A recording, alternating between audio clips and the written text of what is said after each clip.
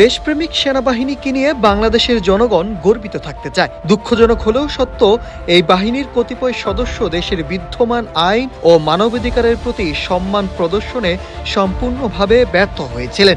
গুম ও খুনের সঙ্গে জড়িত বাংলাদেশ সেনাবাহিনীর কতিপয় কর্মকর্তাকে বিচারের আওতায় আনার প্রক্রিয়া শুরু হয়েছে। সুনির্দিষ্ট কয়েকজন ব্যক্তির অপরাধের কারণে পুরো প্রতিষ্ঠানকে কলঙ্কিত হতে দেওয়া যায় না। 12 অক্টোবর নিজের ভেরিফাইড ফেসবুক এক পোস্টে এসব কথা বলেন জামাত ইসলামের আমির ডক্টর শফিকুর রহমান। জুলাই আন্দোলনের প্রেক্ষাপট তুলে ধরে জামাতের আমির তার পোস্টে বলেন, ফ্যাসিস্ট সরকারের প্ররোচনায় প্রতিপক্ষ নিধনের এজেন্ডা বাস্তবায়নে সংশ্লিষ্ট ব্যক্তিরা ছিলেন অন্ধ সহযোগী। ফলে গুম এবং খুনের একটি ভীতিকর পরিবেশ দেশে সৃষ্টি হয়েছিল, যা একটি জাতির জন্য খুবই দুর্ভাগ্যের বিষয়। তবে সুনির্দিষ্ট কয়েকজন ব্যক্তির অপরাধের কারণে পুরো প্রতিষ্ঠানকে কলঙ্কিত হতে দেওয়া যায় না। অপরাধের দায় কেবল সংশ্লিষ্ট ব্যক্তিদের উপরেই থাকবে। এখন যে কোনো ব্র্যান্ডের পুরাতন এসি বদলে নতুন ওয়ালটন এসিতে উপভোগ করুন 25% ছাড়।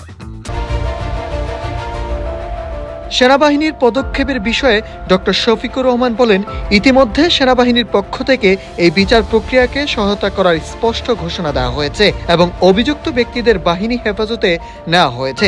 আমরা সেনাবাহিনীর এই উদ্যোগকে স্বাগত জানাই।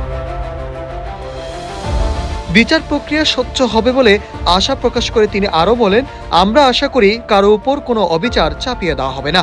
স্বচ্ছ বিচার প্রক্রিয়ার মাধ্যমে নির্দিষ্ট অপরাধীরা শাস্তির মুখোমুখি হবেন। এতে যেমন অতীতের দায় মুছে যাবে, তেমনি ভবিষ্যতে কেউ নিজের পেশা বা পরিচয়কে কাজে লাগিয়ে জনগণের জানমালের ক্ষতি সাধন থেকে বিরত থাকতে বাধ্য হবেন। পরিণতিতে দীর্ঘমেয়াদে জাতি উপকৃত হবে। Nahid Hasan, news desk, Ittefaq.